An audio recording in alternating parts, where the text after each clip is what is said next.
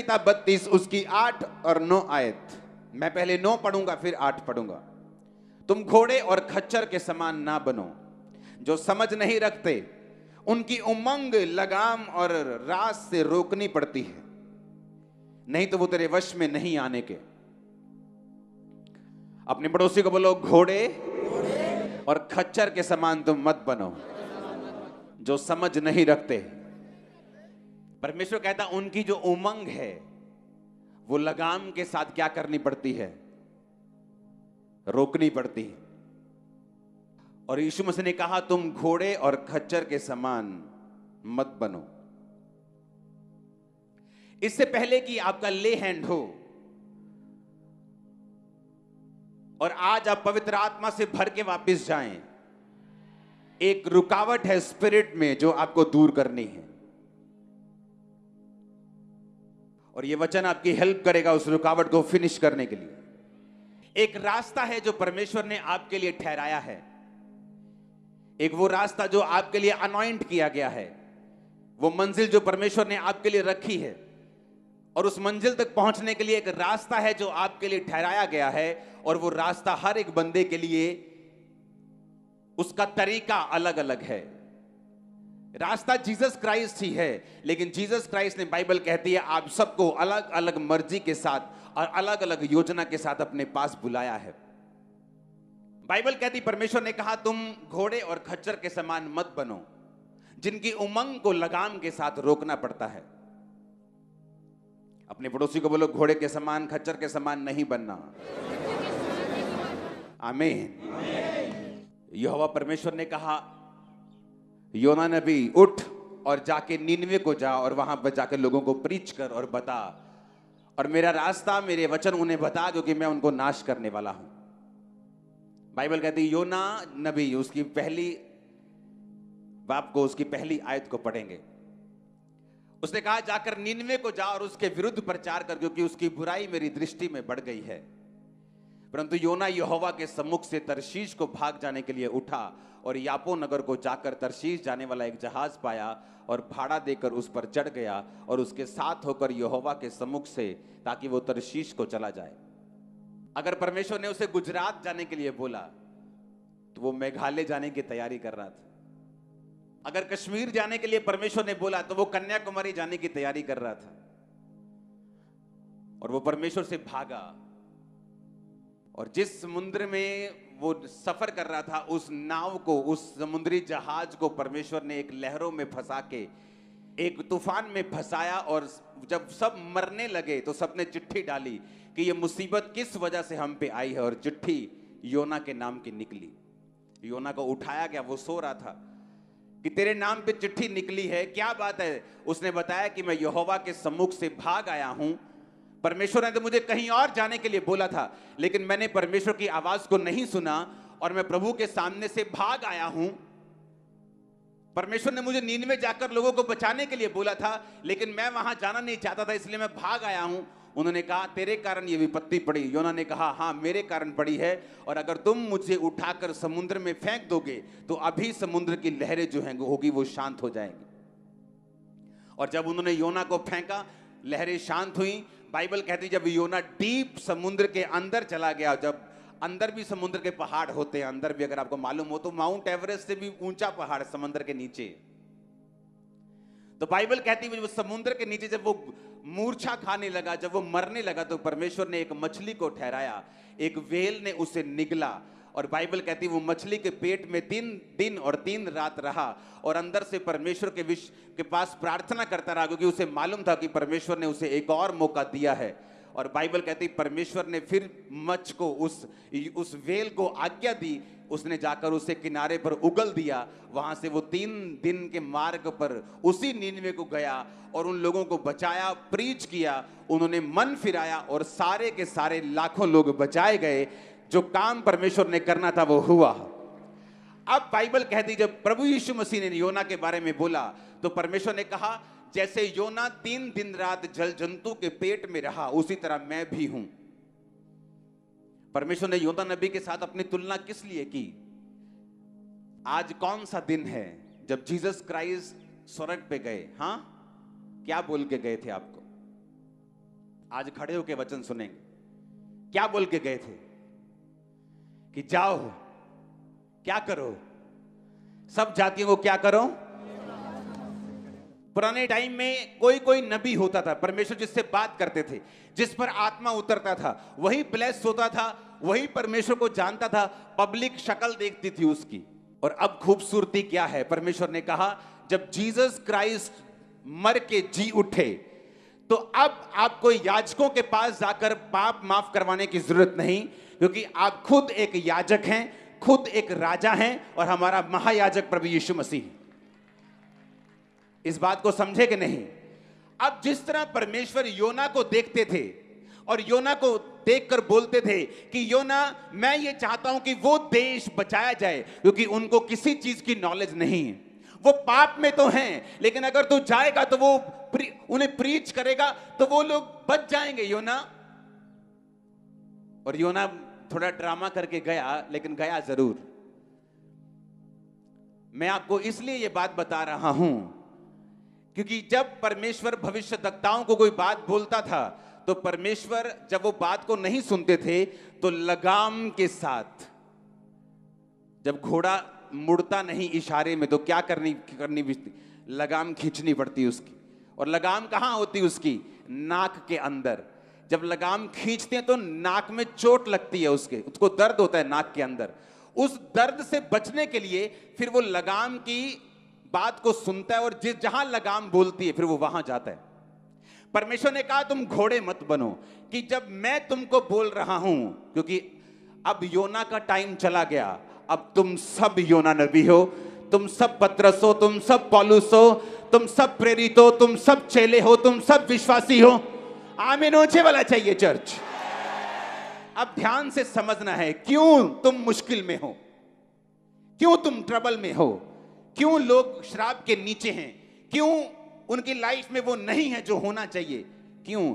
क्योंकि परमेश्वर की बात को तुम समझे नहीं। उसने कहा योना जा और लोगों को बचा। मैं ये बात पूछना चाहता हूं, जब यीशु मसीह आज के दिन स्वर्ग पे गए थे तो आपको कौन सी बात बोलकर गए थे? कौन सी बात बोल के गए थे?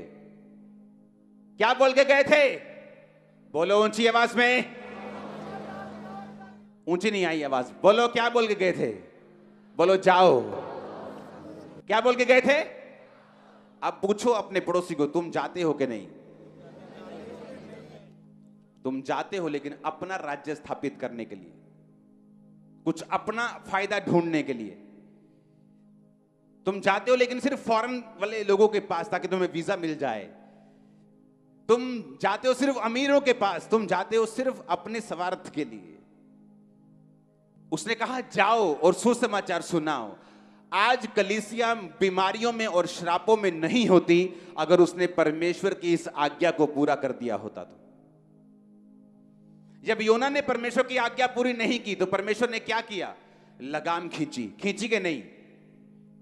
वो मौत के मुंह में गया, पूरी ड्रामेबाजी वहां पे चली। उसी तरह से बाइबल कहती है, जब आप लोग परमेश्वर की आज्ञाओं को नहीं सुनते और जो सीधा रास्ता परमेश्वर ने आपके लिए ठहराया है आप उस पर नहीं चलते, फिर वो लगाम को खींचता है। हम इमोशनल ट्रबल में चले जाते हैं,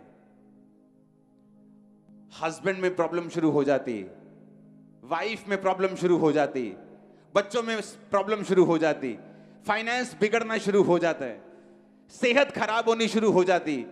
हम सोचते हमने क्या नहीं किया, क्या गलती हो गई हमसे, क्योंकि बाइबल कहती है आप लोग सुसमाचार सुनाने के लिए चुने गए हो। परमेश्वर की रूहों को बचाने की इच्छा आज भी वैसी है, बल्कि और बढ़ चुकी है। उसने योना को कहा जा और लोगों को बचा, और अब यीशु मसीह आपको कुछ बोल के गए हैं जो आप भूल गए हो। हमें लगता है मुझे बेबी चाहिए, मुझे चर्च जाना है, मुझे बरकत चाहिए, मुझे चर्च जाना है। ये तो बहाना है चर्च आने का। उसका असली मकसद है आप लोग रूहों को बचाओ, क्योंकि उसने कहा जाओ और सुसमाचार सुनाओ, सब जातियों के लोगों को चेला बनाओ, सब बातें उन्हें मानना सिखाओ, और देखो जगत के अंत तक मैं तुम्हारे साथ हूं।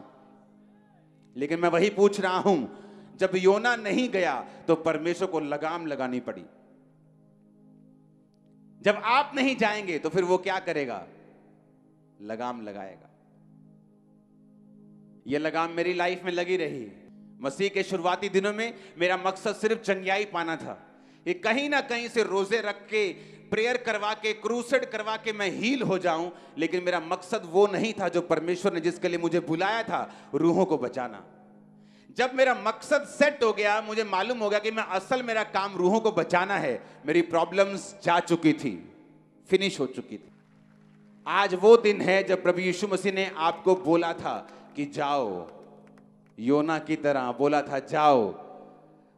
जीसस ने बोला तो कहीं और है, लेकिन आप कहीं और गए। तो यीशु मसीह ने हर एक के लिए मगरमच्छ या मछली नहीं ठहराई, वो लगाम खींचता है आप सबकी अलग अलग तरीकों के साथ। और जो आत्मिक जन होता है वो उस लगाम को समझता है कि क्यों मेरी लाइफ में ये प्रॉब्लम है।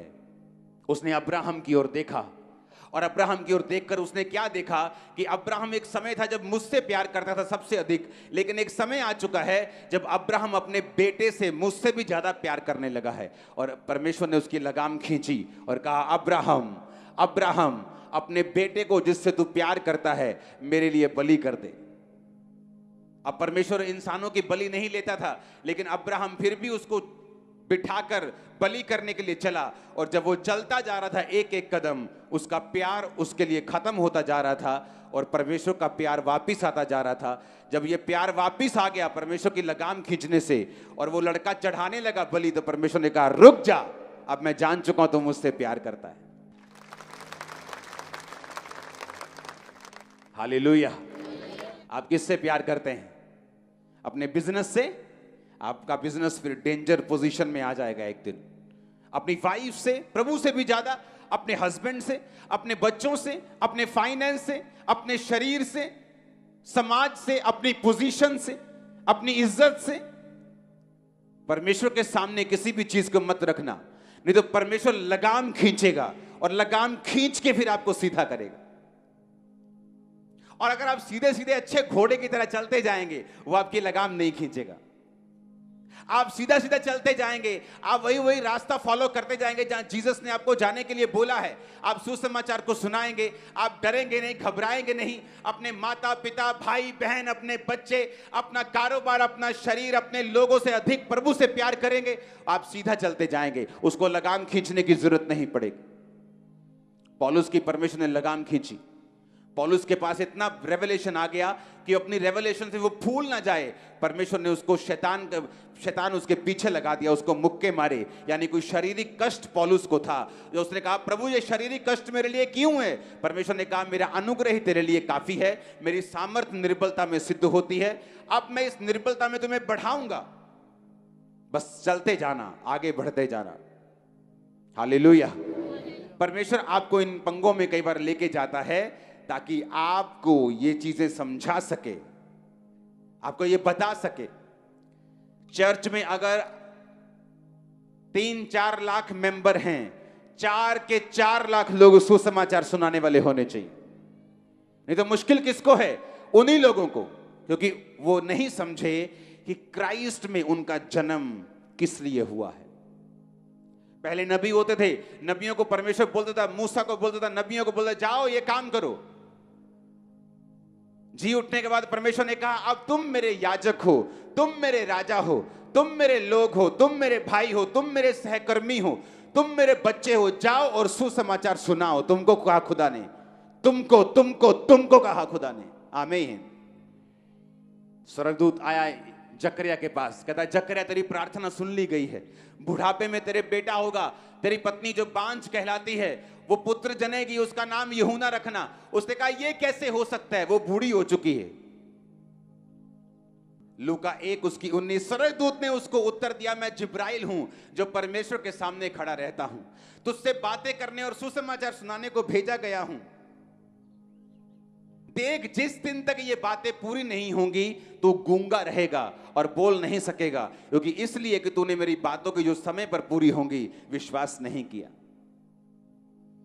परमेश्वर ने बताया, जकरिया ये सीधा सीधा रास्ता है चलने का इधर। कहता, नहीं नहीं नहीं, ये हो ही नहीं सकता, मेरी तो पत्नी बहुत बूढ़ी है और मैं बड़ा बूढ़ा हूं, हम तो बच्चा हो ही नहीं। अब स्वर्गदूत कहता, अब तू गूंगा रहेगा, क्योंकि मुझे तेरी लगाम खींचनी पड़ेगी, ताकि तू बोल बोल करके मेरे हो नहीं सकता, कहीं सचमुच अपनी पत्नी को बांझ ना कर दे, इसलिए तेरी लगाम को मैं खींचूंगा और तेरा मुंह बंद रखूंगा ताकि तेरे बच्चा हो जाए। और जब बच्चा हो गया, उसका नाम यूहन्ना उसने लिख के दे दिया, उसकी जुबान खुल गई। हालेलुया। अब यह फैसला आप लोगों को करना है कि लगाम खिंचवा के परमेश्वर का काम करना है कि सीधे सीधे करना है। हालेलुया। क्योंकि परमेश्वर ने कहा मैं तुम्हें बरकत देना चाहता हूं, आप ही की प्रेयर है मुझे बरकत मिले, आप ही की प्रार्थना है मैं छुटकारा पाऊं, आप ही की प्रेयर है मैं आगे बढ़ूं, मेरा परिवार ब्लेस हो, मेरे बच्चे ब्लेस हो। तो परमेश्वर ने वायदा किया है, जब तू बोएगा तू काटेगा, जब तू लोगों को बचाएगा मैं तेरे परिवार को बचाऊंगा, जब तू सुसमाचार सुनाएगा मैं तुम्हें उत्तम दाख दूंगा, उत्तम तेल दूंगा, उत्तम घराना दूंगा, सब कुछ तेरी लाइफ में उत्तम दूंगा। जो तू मांग रहा है, तुझे मेरी सेवा करनी होगी, तुम्हें याजक बनना होगा। हालेलुया। जब एक व्यक्ति कहीं दूर जाने को होता है, फ्लाइट पकड़नी है, ट्रेन पकड़नी है, और उसका बड़ा करीबी उसके पास आया और ट्रेन चल पड़ी, तो उसको मालूम है कि अब ज्यादा बातें करने का टाइम नहीं, वो बड़ी इंपॉर्टेंट बातें उसको याद करवाते हैं कि ये काम कर लेना, ये काम जरूर करना, ये काम बहुत जरूरी है। जब जीसस क्राइस्ट स्वर्ग पे चढ़ रहे थे तो वो लाखों बातें बता सकते थे, लेकिन उन्होंने मोस्ट इंपॉर्टेंट बात आपको बोली, जाओ और सुसमाचार सुनाओ, सब जातियों के लोगों को चेला बनाओ, किसी का मुंह देखकर मत डरो, उन्हें बताओ जीसस क्राइस्ट धर्म और जात को बदलने नहीं आए, जीवन बदलने के लिए आए। लोग बदलेंगे, तुम ब्लेस हो गए यीशु के नाम में। Hallelujah, hallelujah. अपने पड़ोसी को बोलो, तुम घोड़े और खच्चर के समान मत बनो। आमीन। अब आप इस बात को समझेंगे कि परमेश्वर ने योना को छोड़ा नहीं और लगाम के साथ उसको खींच के लेके आए। आप भूल जाओ आप लाखों खड़े हो, आप सोचो खुदा आपसे बात कर रहा है सिर्फ, और ये सोचो कि आपको परमेश्वर ने एक मकसद दिया है, अपने पास बुलाने का एक कारण है। वो कारण है लोगों को बचाना, रूहों को बचाना, मरे मरते हुए नशे वाले लोगों को बचाना, उनको यीशु मसीह के बारे में बताना, स्वर्ग राज्य का वारिस बनाना। ये आपका मकसद है। आज के आप नबी हैं, आप आज के याजक हैं, आज के आप विश्वासी हैं, आज के पास्टर हैं, आज के प्रेरित हैं। आमीन। अब ये सोच लो कि आपको लगाम के साथ चलना है कि आपको सीधा चलना है। तीन तरह की सिचुएशन होती। कई लोग होते हैं वो लगाम के साथ नहीं चलना चाहते, उनको मालूम है कि मैं जो खुदा की बात से इधर उधर होऊंगा तो वो फिर से मुझे खींच के लेके आएगा, मुझे दुख होगा, दर्द होगा, घूम फिर के फिर वही बोर्ड के नीचे मैं आऊंगा, वही ऊंट पहाड़ के नीचे आएगा। तो इससे अच्छा ये है मैं अच्छी तरह से चलूं। एक वो लोग होते हैं, एक वो लोग होते हैं जो अच्छी तरह से नहीं चलते और परमेश्वर लगाम खींच के वो आपकी नब्ज को जानता है। उसे मालूम है आप अपने इकलौते बेटे से बहुत प्यार करते हो, वो जानता है कि आप अपने हस्बैंड से, अपने बिजनेस से बड़ा प्यार करते हो। फिर वो उन चीजों को खींचने की कोशिश करता है, वो खींचता है आपको ताकि आप लोग समझें कि मुझे पहला स्थान जो है वो परमेश्वर को ही देना है। कितने मेरी बात समझ रहे हैं? फिर तीसरे तरह के लोग वो होते हैं जो इन चिन्हों के कारण भी नहीं समझते और परमेश्वर से दूर होते जाते हैं। इन चिन्हों के द्वारा भी वो नहीं समझते कि परमेश्वर हमारी लाइफ से क्या चाहता है, और फिर वो हेल के लिए, वो नरक के लिए तैयार होते हैं, जो उनके लिए और शैतान के दूतों के लिए तैयार किया गया है। क्योंकि परमेश्वर जबरदस्ती नहीं करता, वो एक लेवल तक आपको समझाने की कोशिश करता है। जब वो देख लेता है वो उस लेवल से नहीं समझते, वो आपको छोड़ देता है। और सुना मेरी बात, जब आपकी लाइफ डेडिकेट हो जाएगी क्रिश्चियन कामों के लिए, सुसमाचार के लिए, आपको मालूम है कि मेरी लाइफ समर्पित हो रही है, वो आपको चंगा भी कर देगा, आपके हस्बैंड को भी चेंज कर देगा, वाइफ को भी कर देगा, बच्चों के दिमाग को चेंज कर देगा, फाइनेंस को भी बदल देगा। वो सारी सिचुएशन चेंज हो जाएगी यीशु के नाम में। आप देखेंगे हर वो सिचुएशन जो आपको तंग करती आई वो फिनिश होगी और शैतान के सारी योजनाएं नाश होंगी। आप देखेंगे अपनी लाइफ में दुश्मन शर्मिंदा होंगे, आपके सामने मेज बिछा होगा, लाइफ की हर बेस्ट वस्तु उसके ऊपर होगी। आमीन, आमीन। अब डिसीजन आपके हाथ में है, आपको लगाम के साथ चलना है। हर टाइम की वो आपकी लगाम खींचे, आपको निराश करे और फिर आप सीधे रास्ते पे चलें, कि आपको सीधा ही सीधा सीधा चलना है, ये आपने फैसला करना है। भागना मत। एक बड़ी बरकत है आपके परिवार के लिए रखी, आपके लिए रखी। भागना मत। जब फौजी जाता है ना, सामने दुश्मन होता है, उसे मालूम हो ये बड़ा है कि छोटा है, वो भागता नहीं। उसे मालूम है पीछे में मुड़ूंगा तो मौत भी है और बेइज्जती भी। अब आगे बढ़ना है, दैट्स इट। घर वालों को याद ज्यादा करूंगा तो ना उनके काम आऊंगा, ना अपने दुश्मन को मार पाऊंगा।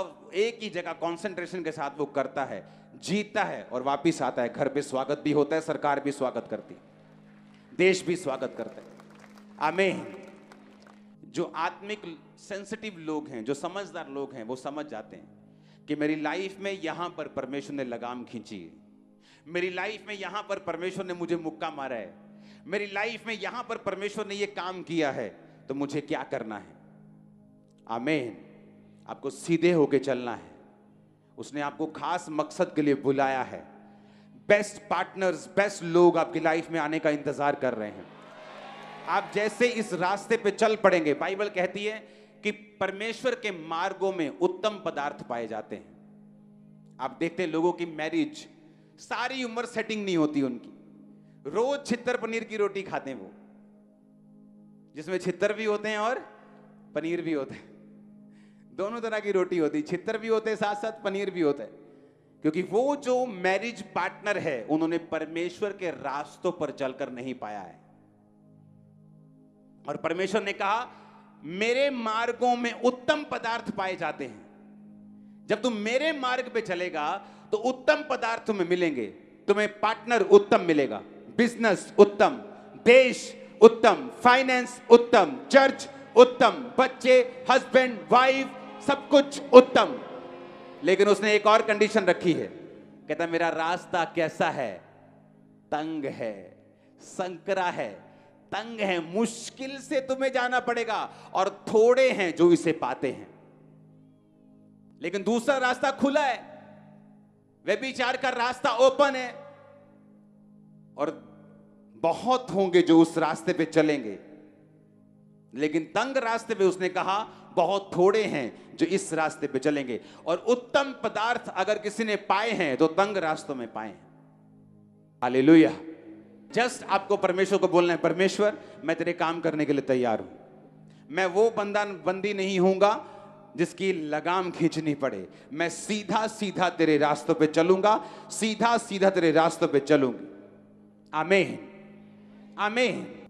आप डॉक्टर हैं, डॉक्टर बनना चाहते हैं, आप भी ये प्रार्थना कर सकते हैं।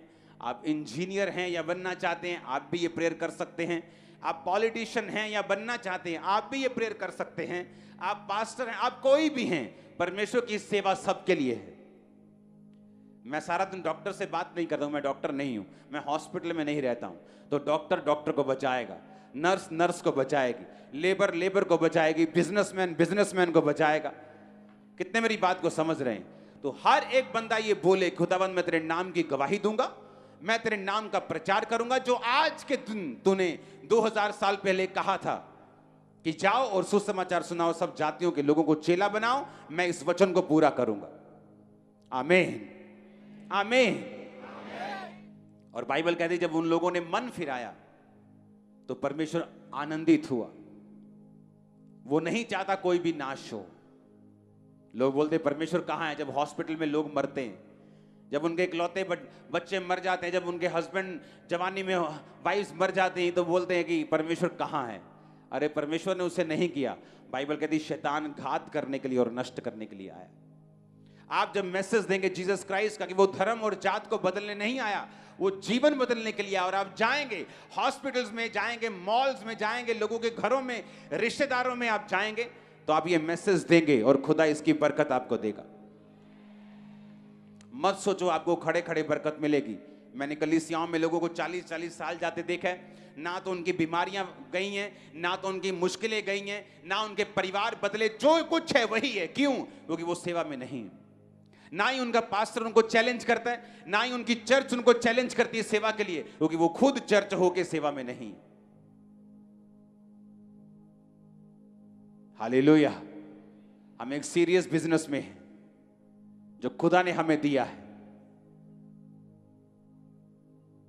वो पैसे कमाने का बिजनेस है, रूहें कमाने का बिजनेस। उसने कहा मैं तुम्हें रूहों को पकड़ने वाला बनाऊंगा, मनुष्यों को पकड़ने वाला बनाऊंगा। इस साल के अंत में आपका रिपोर्ट कार्ड जब मांगा जाएगा, जो हर क्रिसमस पे आपसे मांगा जाता है कि कितनी रूहें बचाई हैं पूरा साल, तब शर्मिंदा होकर आंखें नीचे करके, हाथ नीचे करके खड़े होने की जरूरत नहीं। आपसे काम करना शुरू करो। जून चढ़ने वाला है, सबसे गर्म महीना चढ़ने वाला है। आत्मा में सबसे गर्म हो जाओ, शैतान पर हथौड़े मारो, उसे लोगों से निकालो। आपके घरों से परमेश्वर निकाल देगा उसे। वो आपके घरों से क्यों नहीं गया? क्योंकि आपने लोगों से उसे कभी नहीं निकाला। आपने चैलेंज कभी लिया ही नहीं, आपने कभी चुनौती ली नहीं, आपने कभी परमेश्वर के वचन को सीरियसली लिया ही नहीं। इससे पता चलता है कि अगर हम ये वचन को भी सीरियस नहीं लेते तो हीलिंग के वचन को भी अपनी लाइफ में पूरा होते हुए कैसे मानेंगे? कैसे विश्वास करेंगे वो चंगा करता है? कैसे विश्वास करेंगे वो छुड़ाता है? कैसे विश्वास करेंगे वो धर्मी का वंश बचाया जाएगा, वो हमारे बच्चों को बचाएगा, अगर हम उसके एक वचन को पूरा नहीं करते तो? आप घरों में काम करते हैं, आप बॉस हैं, आप छोटे हैं, आप बड़े हैं, कोई मायने नहीं करता, जस्ट बोलो। और उसने कहा तुम्हें बोलना नहीं आता तो भी परवाह मत करना, मेरा आत्मा तुम्हें बताएगा क्या बोलना है, मेरा आत्मा तेरे साथ होगा।